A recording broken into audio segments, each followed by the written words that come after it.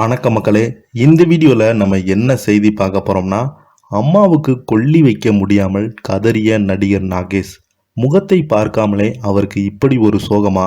வாங்க என்ன தகவல்னு இந்த வீடியோவில் முழுமையாக பார்த்து தெரிஞ்சுக்கலாம். அதுக்கு முன்னாடி நம்ம சேனலை சப்ஸ்கிரைப் பண்ணாதவங்கெல்லாம் சப்ஸ்கிரைப் பண்ணிக்கோங்க. பெல் பட்டன் சிம்மில் அமைக்கி நம்ம சேனலோட நோட்டிஃபிகேஷனை எனபிள் பண்ணிக்கோங்க. நாங்கள் போடுற வீடியோ உங்களுக்கு உடனுக்குடனே வந்து சேருவோம்.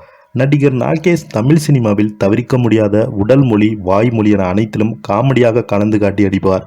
இன்று வரை எத்தனை காமெடி நடிகர் வந்தாலும் அவரது இடத்தை நெருங்கவே முடியல என்பதுதான் நிகசரமான உண்மை. இந்த சூழல்ல அவரது வாழ்க்கையில் நடந்த உச்சகட்டமான சோக நிகழ்வு குறித்து தெரிய வந்திருக்கிறது.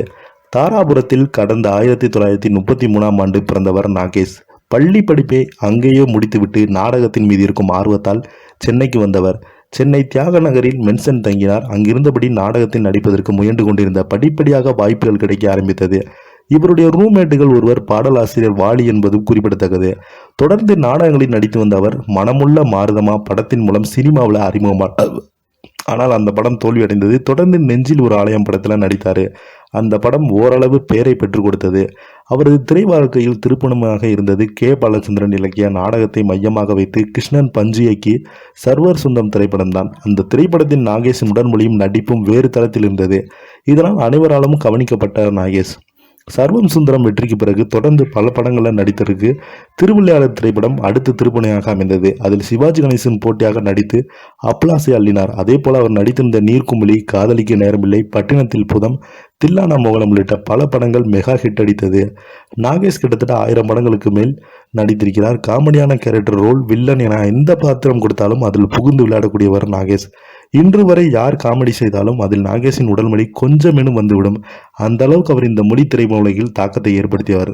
இந்த சூழல்ல நாகேஷின் வாழ்க்கையில் நடந்த சோகம் குறித்து தெரிய வந்திருக்கிறது.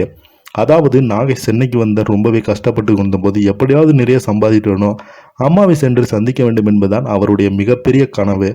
ஆரம்பத்தில் வாய்ப்பு கிடைக்காத போது கடிதம் மூலம் அம்மாவிடம் சொல்லி பணம் வாங்கி கொள்வாராம். அப்படி அவரது அம்மா அனுப்பும் சிறிய தொகையை சேமித்து வைத்து அன்றாட செலவுகளை பார்த்து கொள்வாராம். ரயில்வே வேலையும் விட்டுவிட்டதால் எப்படியாவது சினிமாவில் வென்று தன்னை நிரூபிக்க வேண்டும் என்று கட்டாயத்தில் இருந்தார் நாகேஷ். ஒரு கட்டத்தில் வாய்ப்புகள் சரளமாக வர ஆரம்பித்து நன்றாக சம்பாதிக்க ஆரம்பிவிட்டார் நாகேஷ். 5000 ரூபாய் பணத்தை ஒரு சூட்கேஸில் வைத்துக்கொண்டு அம்மாவை நேரில் சந்திக்க முடிவு செய்திருக்கிறார். காரில் சென்று இறங்கிய உடனே அம்மா இன்னும் பெருமைப்படுவார் என்று நினைத்து ஒரு காரையும் வாடகையும் எடுத்துக்கொண்டு சென்றுள்ளார் ஆனால் அவர் ஊருக்கு செல்லும் வழியிலே அவரது அம்மா உயிரிழந்ததாக நாகேஷுக்கு தெரிய வந்தது. ஆர்வமாக ஊருக்கு சென்றவரிடம் அம்மா இறந்த செய்தியை சொல்லிட்டாங்க.